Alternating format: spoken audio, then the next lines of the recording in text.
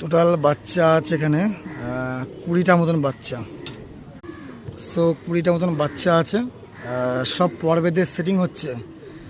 পায়রা সেটিং করতে গেলে কি করে কি করতে হয় না করতে হয় সম্পূর্ণ সব শিখিয়ে দিচ্ছে এগুলো। আপনারা এইভাবে সেটিংগুলি করবেন পায়রাগুলোকে। আর উপরে যে দুটো বাচ্চা আছে, স্টার কালাঙ্কা বাচ্চা আছে দুটো, বাকি সব সাদা ফলসিয়াল লাল বাচ্চা। তো আর দুটো বাচ্চা ছাড়াবে না, দুটো বাচ্চা গিফট করে আছে। অনেকজনা পায়রা ধরে চলে যাচ্ছে এদিক ওদিকে, তা সময় দিতে পারছি না। সব পর্বেদে সেটিং করে দিলাম।